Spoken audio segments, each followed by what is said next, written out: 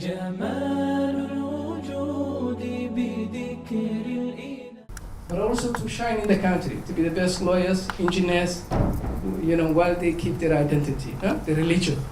Then they say, let's target like education, good quality education, partner those who actually contribute to that, so that they will be well positioned. Why? Because if they are well positioned, then they could be the voice for their community, because they are in a power position, whether they become successful businessmen, lawyers, engineers, but the Muslim, ultimately in the long run may not need the bank, but they could be part of the establishment, and being the voice for themselves, but also for their country. Next, please. Generally, I think now around 2 billion Muslims around the world. What we have realized, actually, you will find many of them in a non-member country. Majority will find in India. I'm talking about the non-member country. So this is more generic. Now, this is what we have done from 1981. You see, we have implemented more than close to 2,000 projects, and then more than 50% are in education. But I think if you look, it's almost close to 1 billion. What we have spent in 84 countries in the world. So you find us if you go Pacific Island, New Caledonia behind Australia, Vanuatu, Kiribati, Solomon Island, and then you come, the other side, the south, North America, and you will find in Asia in this region. And we have here, I didn't mention, a special Waqf fund for India, because it has a large Muslim community, and we have an office, we call Central Bank Office in Hyderabad. And we have done a lot of work in India. That's a special Waqf fund. It is generating an income to finance India, even though nowadays we have a challenge there. Please, the next. We have also a scholarship. In an article, we say also, not individual, and that comes the scholarship. Not only the program, but individual, and then we have a scholarship launched in 1983. I think more than 15,000 scholarship was provided. Especially in the science field, health, engineering, and IT field. Here, there are almost 500 students benefited from this scholarship. You find it here in Sri Lanka. Almost 237 million has been, that's the financing at least, for more than 66 countries. Now, the scholarship, they have a relationship with these different universities. So some students go to Cambridge, but then, the PhD and others. Next one. Now, there is another way also. We are helping the Muslim community, and I think earlier, the Waqf. We have a special department called the APIF, Awqaf Property Investment Fund. And they finance any organization which is doing the social work, and they provide a soft loan. And so it's called, and they provide. And I think it can be residential, it can be commercial, it can be retail, and it could be mixed. If that organization, ultimately what is coming as a return is going to the social work, then they can finance. And this is a good opportunity, especially if you want to sustain the social activity financially. So this is actually, and this Waqf has already, it has in history. If you want to sustain it, go with APIF, and it's available. And it's really, they are very flexible, unlike the other bank. It's a small administrative fee, but I have seen some situation like Bosnia and others. If there isn't any delay for the payment, there's no penalty. You agree with them, the brothers, and then you say, this year we have a constraint, and we really pay later on. So there is because the moral at the end of the day is to help this organization to succeed. So there's a lot of flexibility there. Of course, one has to meet the commitment, but if there is a challenge, then you can always discuss, and then they will look at the circumstance, because the purpose is to help your organization, to continue the social work, benefiting the Muslim community. So I would suggest, just benefit from the APIF, and we can link it to you. There's no issue. If you send it to me in an email, I can link it to you. And then we have the institute. They can provide a training on Islamic finance. Any organization or any Islamic bank needs, we can also link it to them. If they want to know more about Islamic finance, different models, we can actually, inshallah, we can also link it to you. we have recently developed the framework. Continue. Yes. What we are thinking now is actually both, depending on the country, to focus both the human capital to invest in education to continue. But where possible, we can also look the other side, relate to the water housing. But some in African country, they school is water and others, but it depends the area. This is what we are actually envisioning now. Still under the discussion, continue. We have two common applications now. Now the traditional one, which is actually it's part of annual work. We get the projects, we put in the pipeline, and it's related to one country, one organization, one sector, education. But we're also thinking about a regional level. For example, if there is an initiative, for example, GIS, for example, want to link different schools and initiatives, and then that's regional level in Asia to empower them with leadership. That's another level. We also, and we call it the programmatics. This is the principles of the should be actually geographical balance. We have to do the cost sharing. Normally we encourage co-financing, and the reason we encourage the co-financing when we are building a school. We have in the past experience where we build the school, but there is no guarantee of running and continuing that. But when you put money, it assures us that there is a serious, that there is sustainability. So it can be nominal, but you give us a sense, yes, then we feel that yes, there is a commitment from organization, they will continue, rather than at the end of the day, there will be a white elephant, you'll have a bid, you build it, and then they don't have override cost, they cannot run it. But when you co-finance it, then you will have that obligation. So we'd rather give a priority to those who are co-financing and then push them. Of course, our grant is small, but the idea is, to help you a little bit, but you have to assure us that some kind of sustainability in the long run, and that you will continue in this initiative and you leave it for future generation can take it forward. Please, the next one. This is some of the achievement here. How many buildings we supported in the past? We finance in China. We have an operation. We have Bosnia, Kenya, this Philippines. Next one. Yeah. So this is I think Trinidad. That's a science lab we built, and here you will find it in Fiji Island. But it's just a few examples. Those buildings we supported. Zimbabwe, Philippines again, health, education. Thank you. So I want to show you now a video which takes 2 minutes. Other than that, related to the community outreach, the program level, and the one related to the scholarship. Kindly, this one. You can click that one. Unleashing the potential of Muslim communities in non-member countries. Stop it. Since 1975, the Islamic development. I have a question. China and Trinidad, the program you have shown is in special assistance program, or it is a duplicate? No, it's special assistance program. It's in China. The same like the programs we have here or in any other country, we have also in China schools. Unleashing the potential of Muslim community. Or something. Is it coming? Can we finish it? Yeah. Can you repeat it again? Yeah. Unleashing the potential of Muslim communities in non-member countries. Since 1975, the Islamic Development Bank has shown unwavering commitment to supporting Muslim communities in non-member countries. Our Articles of Agreement reflect this dedication, emphasizing empowering these communities to thrive as productive citizens. Through our Communities Outreach Program, COP, we have actively assisted these communities since 1980, improving living conditions and enhancing well-being while preserving their cultural heritage and identity.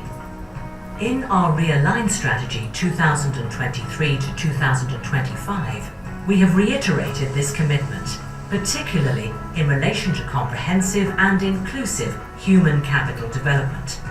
Our aim is to help Muslim communities in non-member countries address challenges through projects and capacity development initiatives in critical areas, including education, health and social services, social protection, job creation, resilience, and emergency response.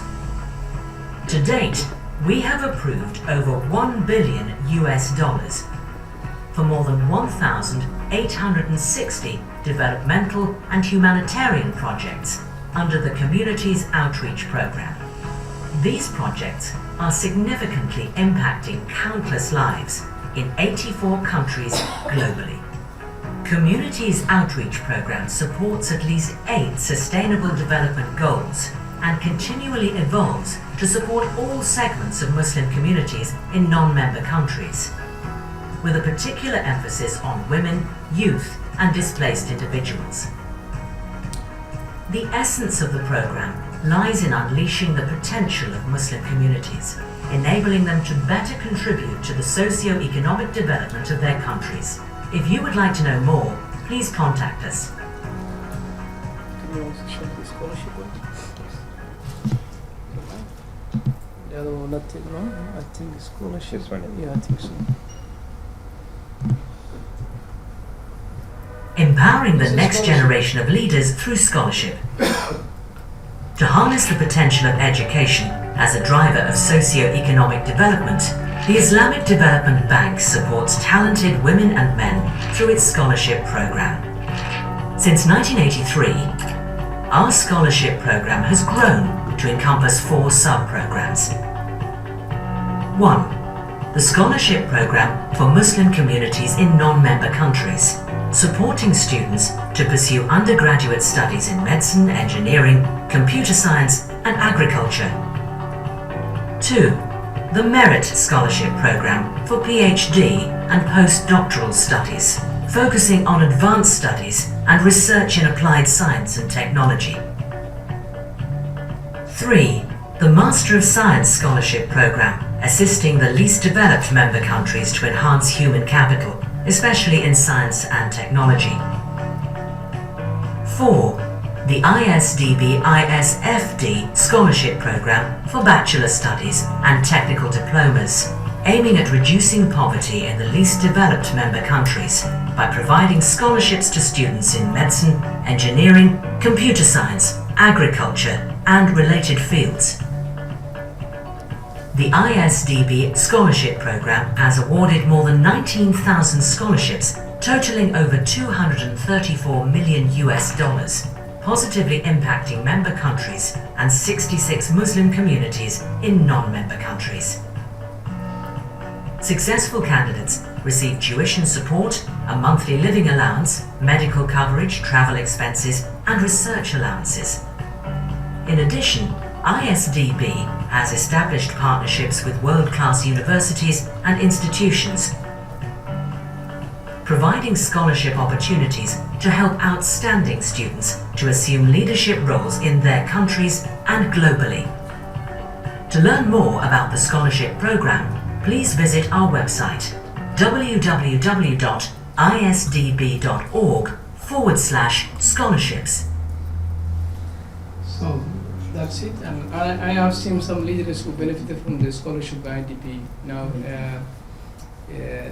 Sibar, the president, is one of the IDP graduates.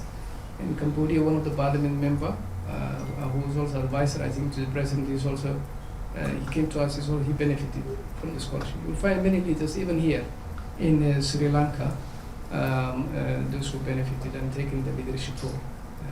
So, thank you very much. If there is any question. MashaAllah.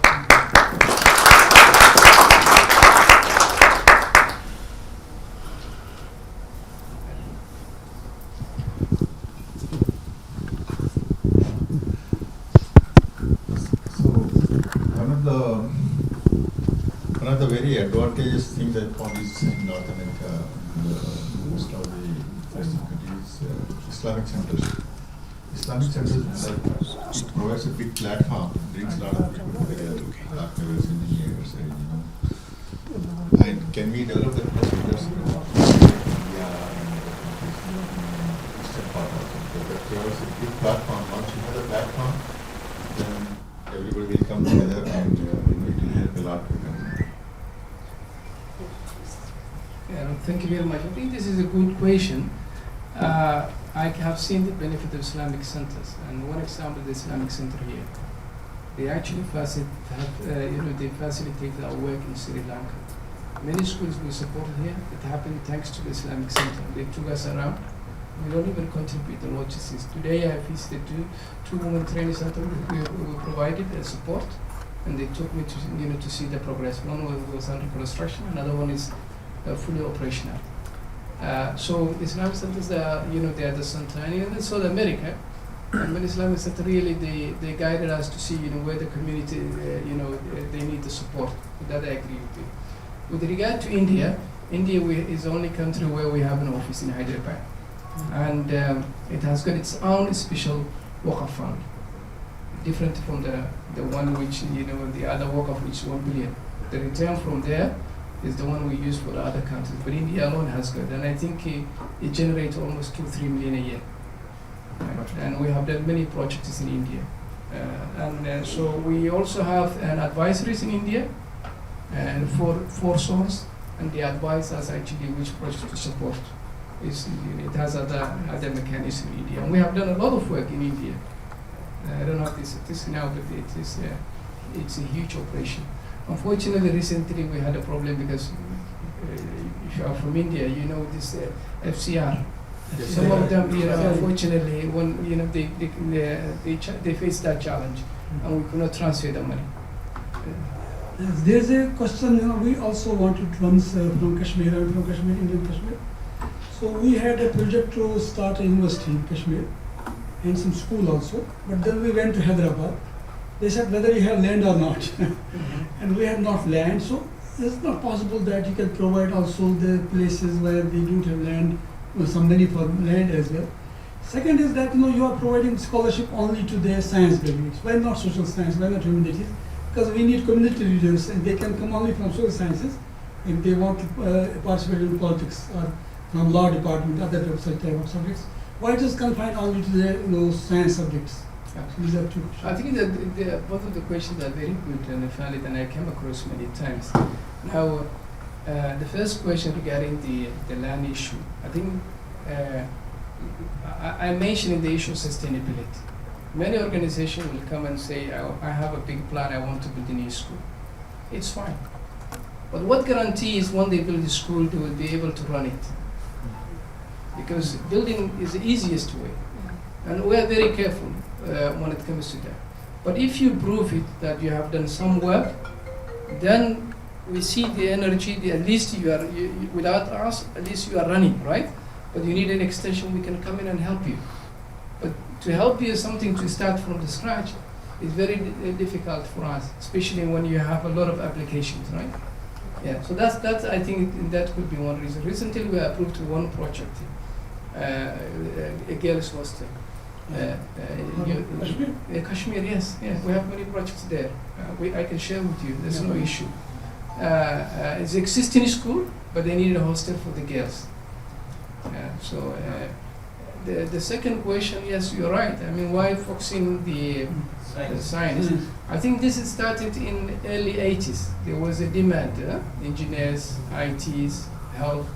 But recently there is also a change. I think the board has allowed to open it for other sources.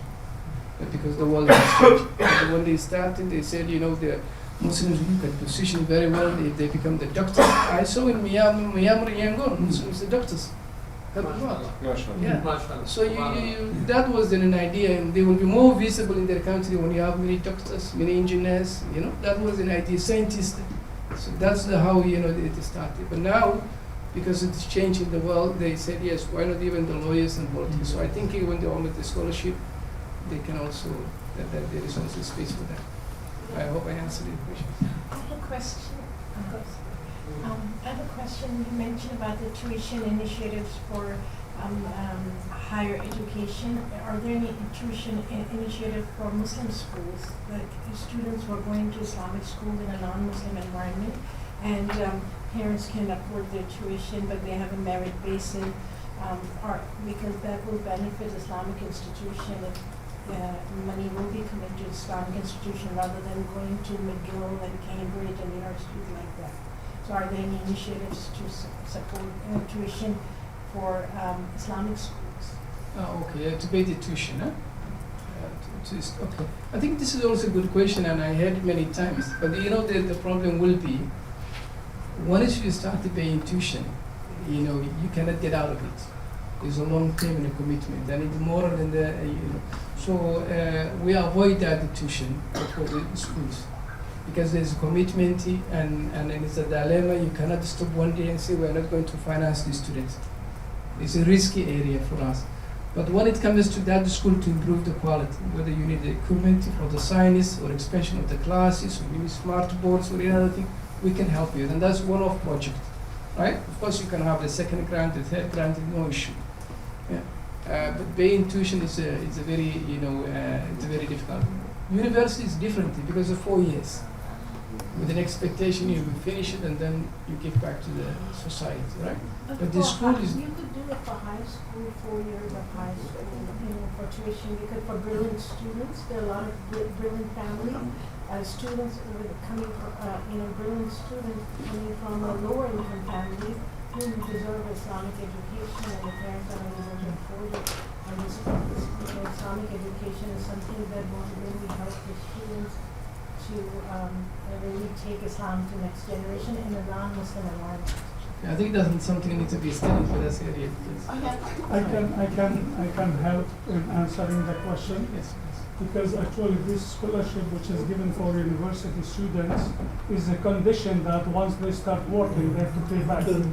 Now, if it is given to the school students, they cannot pay back. This is what I understand, because the same program is in Thailand, and those who are receiving the scholarship, they have to, once they start working, they have to pay back and support the fund.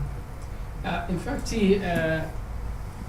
the money they pay back, the idea is actually it doesn't come to the IDP. Yeah, For example, if you take Islamic Center here, the idea is to connect those who graduate to the community. So that money goes to Islamic Center, that's come to us, and they can give that money to someone else. But IDP scholarship will continue. But to connect the Islamic Center with the graduates, so that the connectivity is there and they can give something back to the community. Some of them, they give it back, some of them maybe find it difficult. But that's the concept. But nothing comes to the IDB, the money doesn't come back. It's a grant.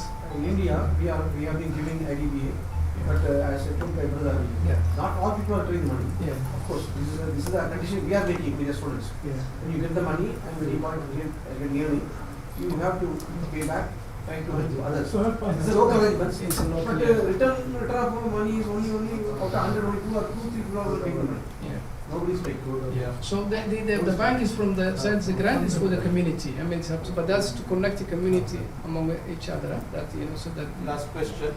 What is I have someone over here. Hi, brother. I'm from Australia, and a friend of mine actually is asking on behalf of Australia.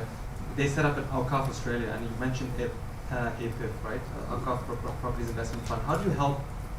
Because they're struggling with obviously building and creating that capacity to support Awqaf in Australia. They've done a really good job of building the infrastructure and everything else, but they need support in terms of capital deployment. Is that something that you're able to help with? And that's one. And second is, I'm not sure how much you know about the context in Australia.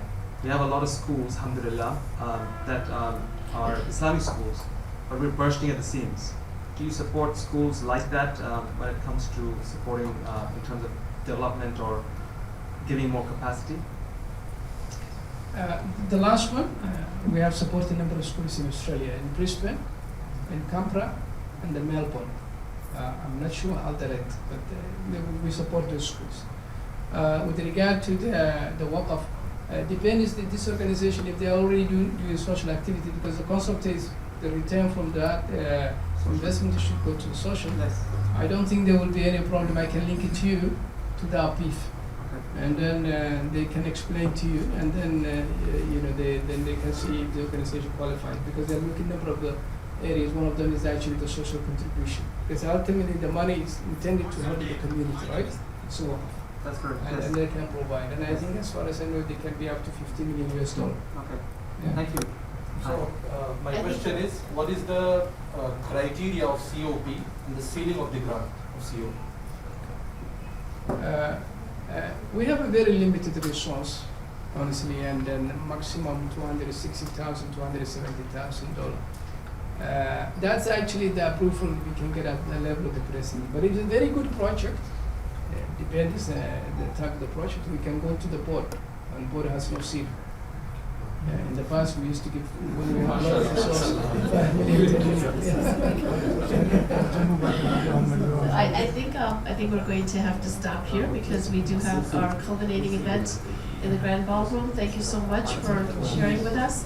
And Brother Abdul-Rashid's going to be available for a little while if you want to reach him afterwards and ask any questions of him. Thank you so much. سعد إلى منتهى